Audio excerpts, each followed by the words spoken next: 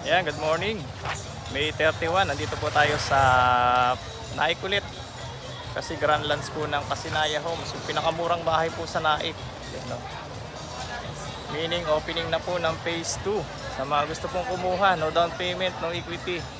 Pinakamurang bahay po sa Naik. Ayan, pasok tayo.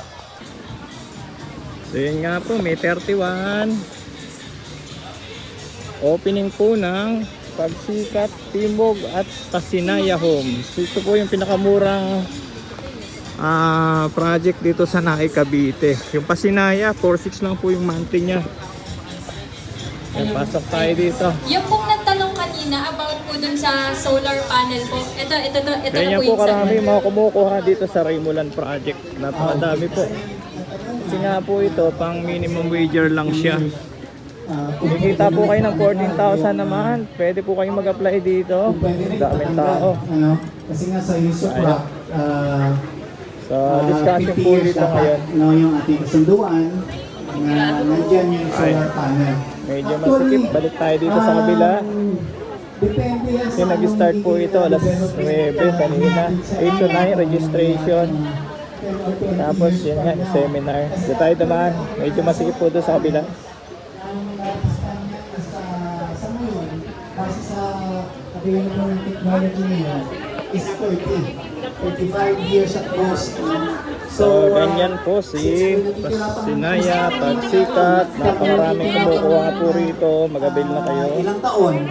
So, depende Hindi gaya rin na sa napagkain. desisyon ng Kanina po ng nag-seminar. kumpanya siguro kung baka iba ng teknolohiyang available by the time. Mapag-uusapan yan. Okay. So, Pakita ko karamihan sa inyo sa atin model siguro unit. after 50 years, medyo nasa Ating pinakamurang bahay dito sa Naik. tayo. So, Ang daming tao. before nangyari, before tayo So, dito na tayo nakapwesto sa bandang dulo. Yan. kasi pwede rin Ganyan karami. Yung mga kumukuha po ng bahay sa Raymulan, Pagsibol, Pagsikat, Pasinaya, mga walang down payment po yan. pag-uusapan. Mag-negotiate tayo kung ano. So, yung mga complete requirements po na ipasa na dito. Yan, ito yung bahay. So, lagi ko po pinapakita yan sa vlog ko, yung Pasinaya Homes nga po ito. So, mamaya, upuposan po yan. Kakating ribbon, mamaya. Maraming mga buyer. Kasi nga po, grand launch ngayon, opening. Yan yan, kadami.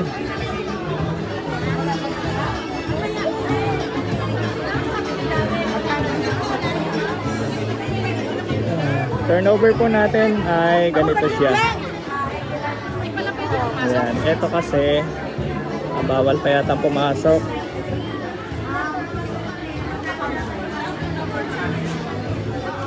Ayan yung ating turnover po ng Pasinaya, ganito 30 square meter, 32 ang floor area nya.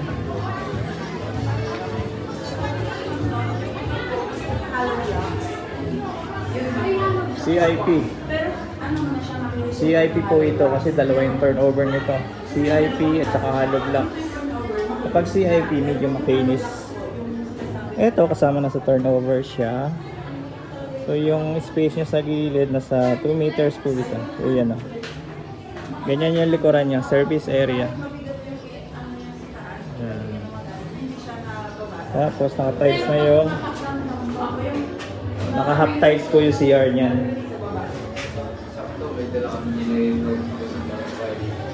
Yan, ganito yung taas.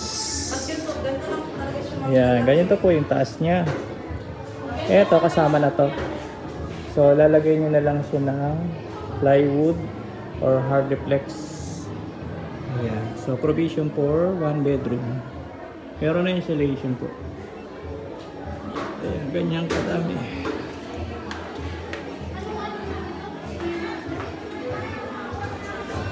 Daming tao.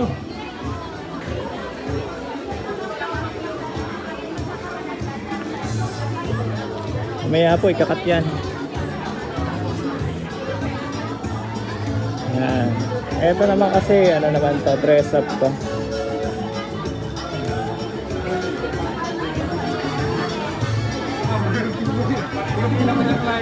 Pila na, pagkain. Paano?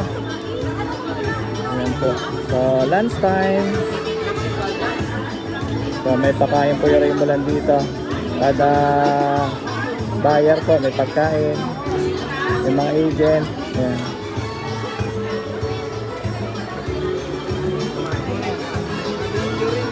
So, benta.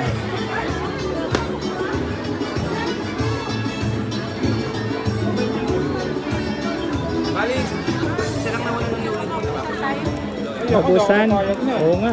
Magusan tayo pagkain. Haba ang pila? So, yun po. Sa mga gusto pong kumuha, message nyo lang po ako sa messenger ko. Open naman po kami for tripping. Araw-araw, libre. Dito po sa Barangay Moson, dito sa Naik, Cavite po. Yeah. Thank you and God bless po, everyone.